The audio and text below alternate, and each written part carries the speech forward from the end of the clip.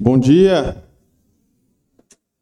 Hoje nós vamos falar um pouco sobre o fruto do Espírito, esse texto que a gente leu agora em Gálatas capítulo 5. E antes de começar a falar sobre fruto, eu queria começar com uma piada teológica. A gente já aprendeu por muito tempo que, se puder passar para mim o slide, por favor, que A gente aprendeu por muito tempo, nessas imagens que vocês vão ver agora, que o fruto proibido de Adão e Eva sempre se parece com a maçã, né? Já viram isso, né? Pinturas antigas, históricas, sempre fazendo referência ao fruto proibido como a maçã, né? Como se aquela região fosse grande produtora de maçã. Obrigado. Que não é. Mas eu queria que vocês observassem com muita fidelidade ao texto. Vamos ver o que é que o texto vai dizer sobre isso. Vendo a mulher que a árvore era boa para se comer, agradável aos olhos e árvore desejável para entendimento, tomou-lhe do fruto e comeu, e deu também ao marido, e ele comeu. Então veja que ela tomou e comeu, e a maçã, não tem como tomar uma maçã, não é? Tem como comer, mas não tem como tomar. Então, conversando uma vez com o Marcelo Mourão, ele disse: Breno, eu descobri qual é o fruto proibido de Adão e Eva. É o coco. Tomar e comer só pode ser o coco, não é? Não tem como ser outra fruta. Então, esse é o fruto proibido, né, que hoje a gente se deleita. Então, vocês podem ver aí Marcelo concordando lá em João Pessoa, nas férias. Brincadeiras à parte, nós vamos falar hoje sobre o fruto do Espírito. A gente leu nesse texto que o Fernando nos guiou muitas coisas ruins, não é? Muitas obras da carne. Vamos tirar o Marcelo, já tá bom, né, Marcelo?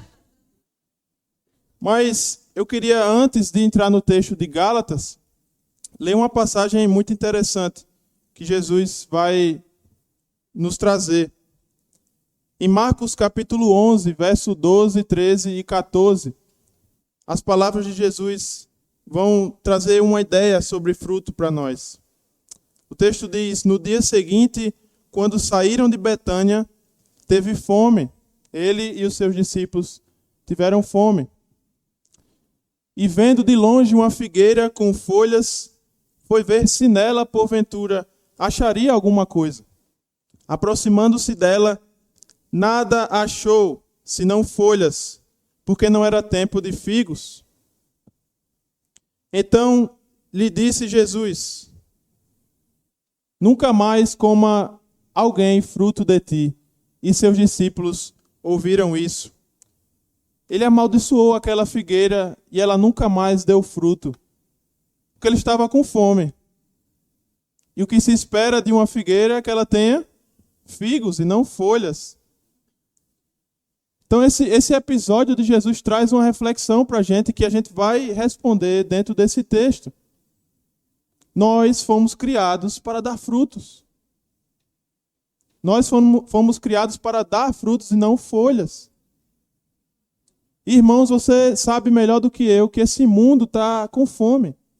Esse mundo está faminto de boas coisas. E cabe a nós, como cristãos, dar fruto. Alimentar esse mundo com esse fruto que a gente acabou de ler aqui em Gálatas capítulo 5. As pessoas tentam encontrar algo para saciar essa fome, muitas vezes em lugares errados. E quando Jesus viu essa figueira, foi se acercando para ver se ela tinha frutos, porque supostamente ela deveria dar frutos.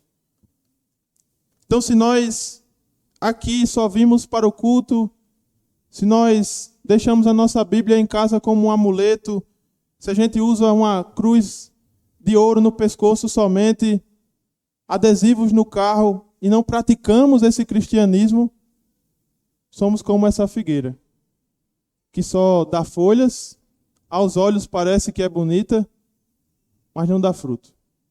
Precisa ter algo mais na nossa vida.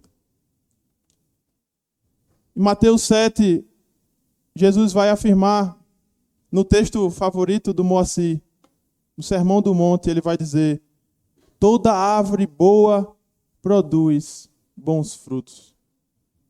Porém, a árvore má produz frutos maus.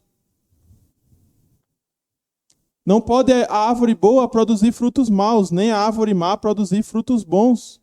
Toda árvore que não produz fruto, não produz bom fruto, é cortada e lançada ao fogo. Então, nós vemos que Jesus vai concluir essa ideia dizendo: assim, pois, pelos seus frutos os conhecereis. É pelo fruto que nós damos que o mundo vai nos conhecer. Se somos realmente cristãos ou se somos como essa figueira seca que aparenta ser frutífera, mas que não dá fruto. Pelo fruto nós somos conhecidos. E Jesus ainda vai dizer mais: nem todo o que me diz Senhor, Senhor, entrará no reino dos céus, mas aquele que faz a vontade de meu Pai que está nos céus. E qual é a vontade de Deus para a gente? Que sejamos frutíferos.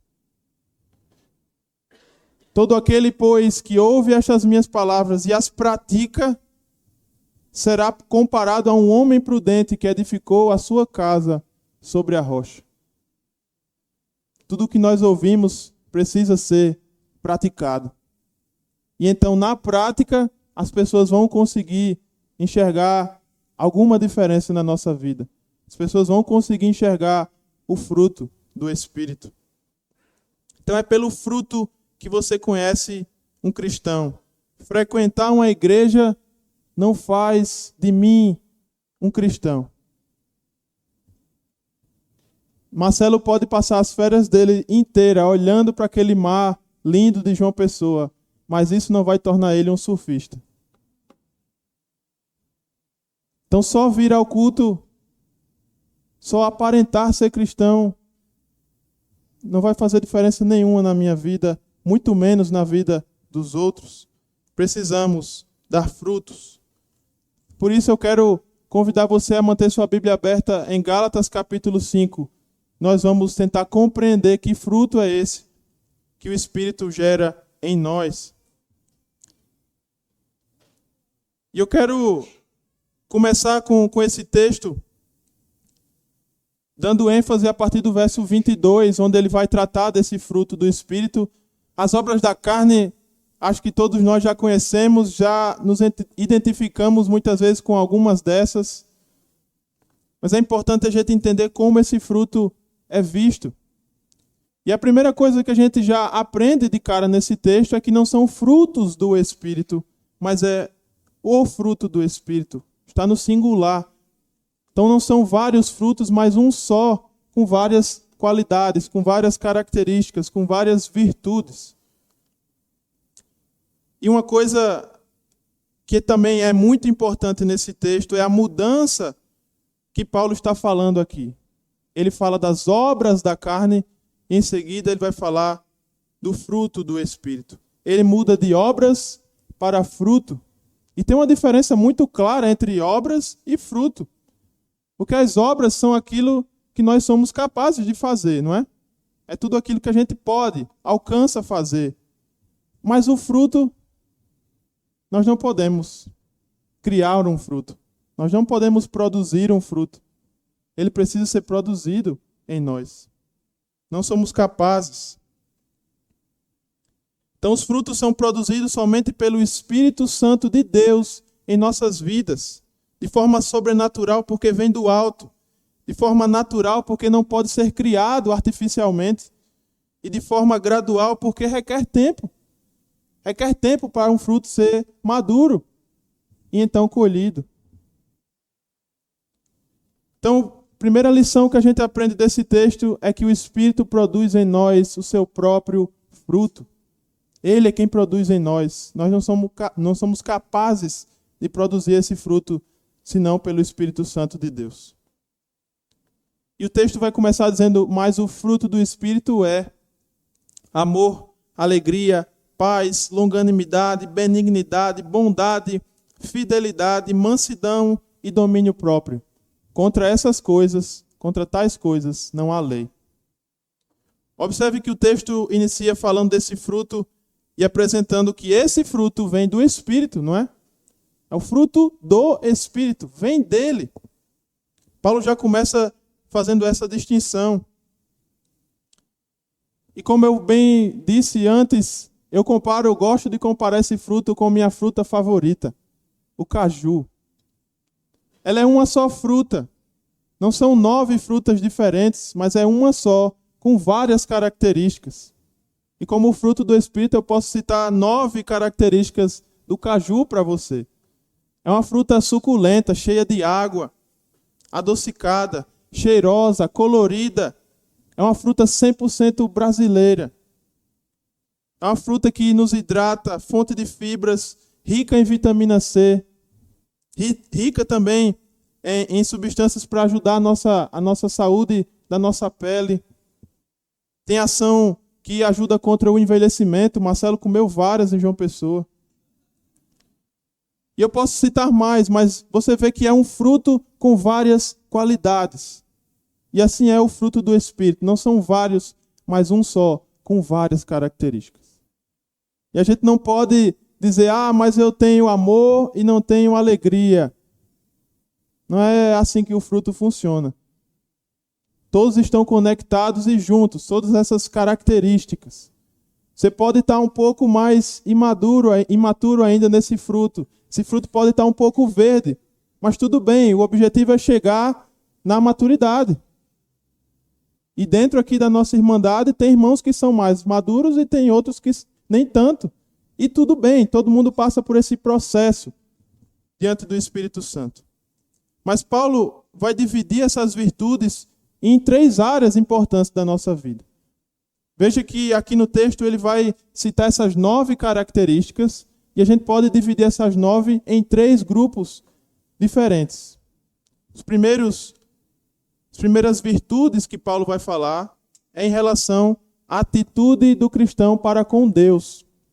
Observe as 3 primeiras virtudes. O fruto do Espírito é o amor, é a alegria e é paz. Essas 3 virtudes estão conectadas diretamente ao nosso relacionamento com Deus. O amor tem a ver com o nosso relacionamento com Deus, porque o primeiro amor do cristão é o seu amor a Deus. É o primeiro amor que nós temos. A alegria é o que temos de mais importante. Nossa alegria em Deus é algo importantíssimo. E a sua paz mais profunda é a paz que vem de Deus. Então essas 3 primeiras características dizem respeito ao nosso relacionamento com Deus. O amor, irmãos, age contra muitas vezes o ódio que temos, o rancor, o ressentimento. A palavra que está em moda hoje, o ranço. O amor age contra tudo isso. É a capacidade de perdoar, de se reconciliar com aquele que nos fez mal. A alegria age contra a tristeza, contra o desânimo. E nos faz ser mais esperançosos, gratos e contentes, mesmo em meio às dificuldades. E a paz age contra a ansiedade que domina a nossa era. A paz age nos conflitos internos do nosso coração e nos dá serenidade, nos dá a plena confiança em Deus. Então essas 3 primeiras virtudes estão relacionadas com o nosso relacionamento com Deus. O segundo grupo vai tratar do nosso relacionamento com as pessoas. Então o texto continua falando sobre a longanimidade, a benignidade e a bondade. Todas essas 3 características têm a ver com a nossa relação com o próximo. A longanimidade, irmãos, é paciência com aqueles que nos irritam, com aqueles que nos perseguem. Essa palavra, se você olhar com muito cuidado, ela tem a ver com longo ânimo. É aquela pessoa que tem o pavio um pouco mais longo. Então, se você tem costume de ser pavio curto, o chamado aqui é esticar esse pavio. Longo ânimo. Ser tardio em irar-se. Suportar muitas vezes as injúrias, as calúnias que as pessoas fazem em relação a nós. E eu gosto muito da frase que diz: cuide da sua conduta e deixe que Deus cuide da sua reputação. Jesus foi longânimo na cruz, quando ele foi zombado, quando ele foi injuriado, cuspido e pendurado naquela cruz pelas mãos e pelos pés. Ele demonstrou tanta longanimidade que ele chegou a dizer: Pai, perdoa-lhes, porque eles não sabem o que fazem. A benignidade é uma questão de disposição de coração. Tem a ver com a gentileza de exercer a bondade para com os outros. Quando Jesus disse: o meu jugo vocês devem tomar é suave, ele usou essa mesma palavra como adjetivo. Precisamos ser suaves. Jesus foi benigno quando recebeu uma mulher pecadora que ungiu os seus pés. Acolheu aquela mulher com compaixão e defendeu ela dos julgamentos e a concedeu o perdão. Ele foi benigno. E a bondade é referente às palavras e aos atos. A bondade, ao contrário do que muitos pensam, pode corrigir, pode reprovar, pode disciplinar. Jesus usou essa bondade quando, por exemplo, ele purificou o templo e expulsou todos aqueles que estavam vendendo e fazendo do templo um supermercado. Então essas são virtudes que estão relacionadas ao nosso relacionamento com as pessoas, com o próximo. E o terceiro e último grupo desse fruto tem a ver com o nosso relacionamento conosco, comigo mesmo. Fidelidade, mansidão e domínio próprio. Essas três virtudes são em relação a nós mesmos. A fidelidade significa lealdade, significa fé, descreve alguém que é digno de confiança. Jesus demonstrou essa fidelidade quando seus discípulos o abandonaram, quando seus discípulos fugiram, se esconderam, traíram ele, e ainda assim ele os amou até o fim. Isso é ser fiel, não é? Aquela amizade que, independente do que o outro faça, eu vou fazer a minha parte.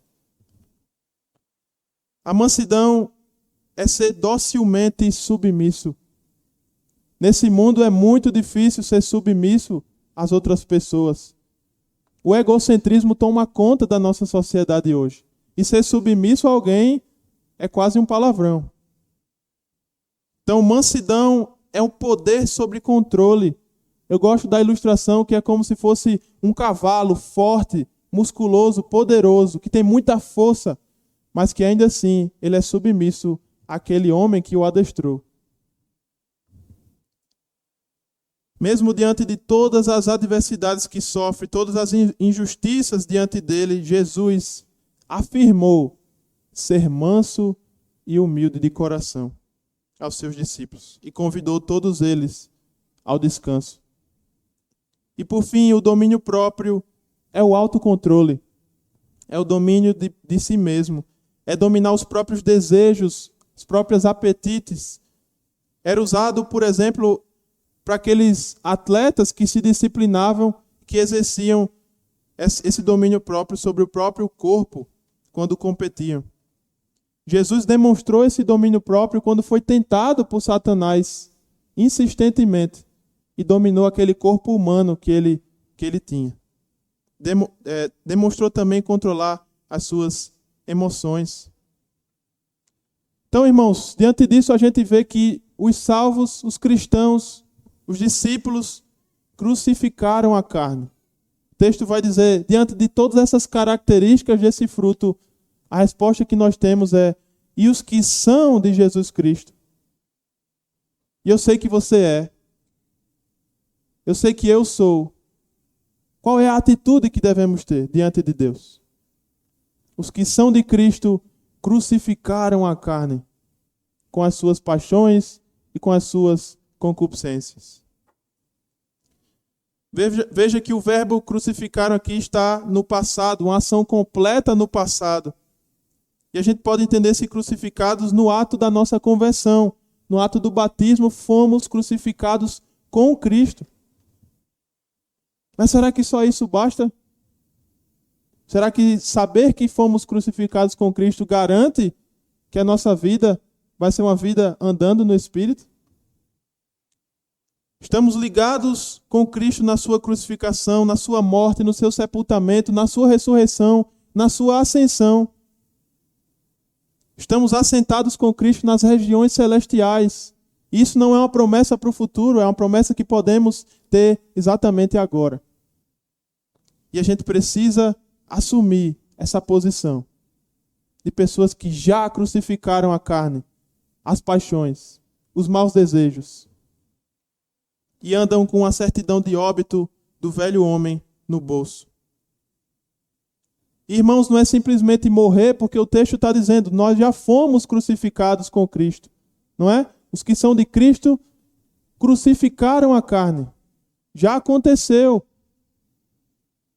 Mas se trata de matar a carne todos os dias. Matar as paixões, os desejos pecaminosos todos os dias. E ninguém pode crucificar a si mesmo, não é? Nós somos crucificados por alguém. E foi uma morte aplicada sobre nós. Então, se a gente já foi crucificado, cabe a nós agir de acordo com isso. Os discípulos de Jesus precisam viver de forma coerente em relação a Deus. Não pode haver incoerência. E o texto vai continuar dizendo, se vivemos no Espírito, andemos também no Espírito. Porque se fomos crucificados, então já morremos. Se estamos vivos hoje é porque o Espírito nos vivificou. E se vivemos nesse Espírito, temos que andar nele. Temos que caminhar. Veja que é um processo, passo a passo, todos os dias, com esse Espírito, lado a lado. A gente pode até abandonar esse Espírito, mas temos a certeza de que ele não nos abandona. Se o Espírito habita em nós e dentro de nós produz o seu fruto, nós precisamos andar nele. Não pode haver inconsistência. Tem que reinar a integridade, irmãos. E desde um sermão que nós falamos aqui há algum tempo atrás sobre Daniel, onde a gente explorou junto essa palavra integridade, essa palavra tem ficado na minha vida o tempo todo. Tem me incomodado o tempo todo. Todas as coisas que eu penso em fazer de errado, todas as coisas que eu penso em dar um jeitinho, eu penso na palavra integridade. E vocês lembram o que a gente falou sobre integridade? Integridade é fazer o que é certo, mesmo quando ninguém está fazendo. Integridade é fazer o que é certo, mesmo que isso me custe algo, mesmo que isso me cause prejuízo. E integridade é fazer o que é certo, mesmo quando ninguém está vendo. Cabe a nós sermos íntegros. E esse trecho que nós vamos ler reafirma o que a gente acabou de ler. Ainda em Gálatas 5, no começo da leitura que Fernando fez, no verso 16, o texto vai dizer, digo, porém, andai no Espírito. E qual é a consequência que Paulo vai dizer? Se você anda no Espírito, a consequência é, jamais iremos satisfazer os desejos da carne. Precisamos andar no Espírito. Agora, andar no Espírito é diferente do que ele fala no verso 18. Se sois guiados pelo Espírito, não estáis sob a lei. Qual é a diferença de andar no Espírito e ser guiado pelo Espírito? E a diferença é até simples. Ser guiado é algo passivo. O Espírito vai guiar você. Essa é a parte dele. Mas andar no Espírito, ele não pode fazer isso por nós. Nós é que andamos. Então é a parte ativa. É a parte que cabe a nós.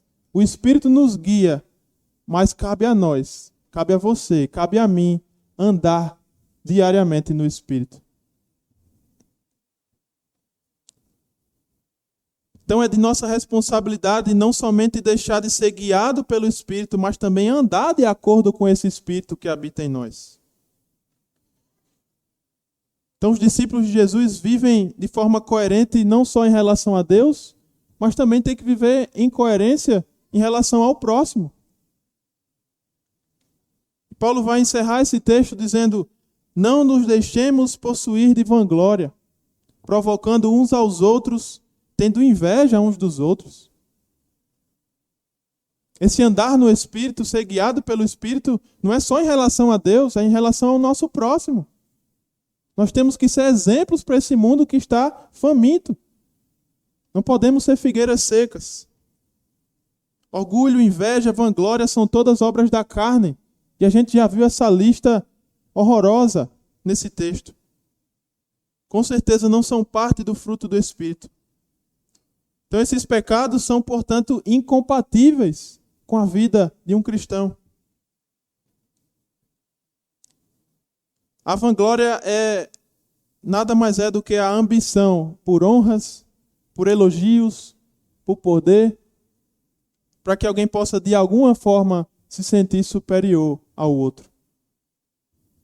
É isso que o ser humano busca muitas vezes. Algo que possa fazer ele se sentir melhor do que o outro, maior do que o outro. Essa é a vanglória, a ambição. E um dicionário bíblico diz que essa palavra significa alguém que busca um respeito que ela sabe que não faz jus a esse respeito. Ela tenta buscar algo que ela sabe que não merece. Por isso ela quer a vanglória. Qualquer tipo de vanglória, irmãos, é pura vaidade. E se isso existe, resulta em provocação, resulta em inveja ao outro. Com isso a gente conclui essa mensagem do Senhor para a nossa vida, para o nosso coração, pensando, se você está enfrentando conflitos frequentes, considere como é que esse fruto do Espírito pode transformar a sua vida. Faça de pouquinho em pouquinho. Esse fruto vai amadurecendo, começa verde, mas depois vai começar a tomar a cor. Vai começar a ficar grande, suculento. E Jesus vai procurar esse fruto. As pessoas vão procurar esse fruto. Então ajude esse fruto a amadurecer. Seja guiado pelo Espírito. Ande no Espírito. No próximo desentendimento que você tiver com alguém, em vez de responder com raiva, tente praticar a paciência. Diga a si mesmo, eu vou dar um momento para ouvir a pessoa e entender a perspectiva dela. Deixe o Espírito agir em você, produzir fruto em você. Se a negatividade tem atormentado a sua vida, tudo vai dar errado. Procure ser alguém que produz alegria. Em vez de se concentrar nas reclamações, pense naquilo que você é grato. Substitua essas obras da carne pelo fruto do Espírito. Deixe ser guiado por ele. Mas lembre-se também que você precisa andar no Espírito diariamente, mudando de atitude, se alimentando da palavra, estando em relacionamento com Deus através da oração e também na comunhão com os irmãos. Que você possa, meu irmão, minha irmã, produzir muitos frutos, frutos eternos. Ore comigo. Senhor, somos gratos a Ti pelo fruto que o Teu próprio Espírito produz em nós. Sabemos, Pai, que não somos capazes, com as nossas próprias mãos, de produzir esse fruto. Por nossa conta própria, na verdade, vamos produzir as obras da carne. Mas louvamos e bendizemos o Teu santo nome, porque esse Espírito que ressuscitou Jesus, que venceu a morte, é o mesmo Espírito que habita em nós. É o mesmo Espírito que habita nessa igreja. É o mesmo Espírito que habita em cada um dos meus irmãos aqui hoje. Que esse Espírito possa continuar produzindo transformação nas nossas vidas. Que esse Espírito possa fazer as famílias desta igreja ser cada vez mais fortes. Pai, e diante de tudo o que nós vimos hoje, que esse fruto possa ser para o Senhor, para o teu reino, para a tua glória, e não para a nossa própria vanglória. Porque sabemos que lá no fundo não é mérito nosso. Se esse fruto é produzido em nós, é obra do Senhor, é obra do teu Santo Espírito que habita em cada um de nós.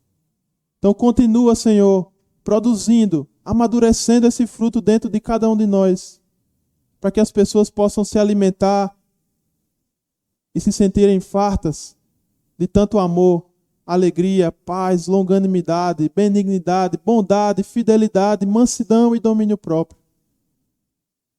E como o texto diz, contra essas coisas não há lei, não há ninguém que as proíba. Pai, esse é o desejo, que essa igreja possa encontrar o caráter dela em Ti, Senhor. Que nós todos possamos juntos caminhar em direção ao caráter de Cristo. Isso só será alcançado, Pai, com a produção desse fruto. Esse é o nosso desejo, em nome de Jesus Cristo, aquele que morreu por nós e nos salvou. E assim nós oramos. Amém.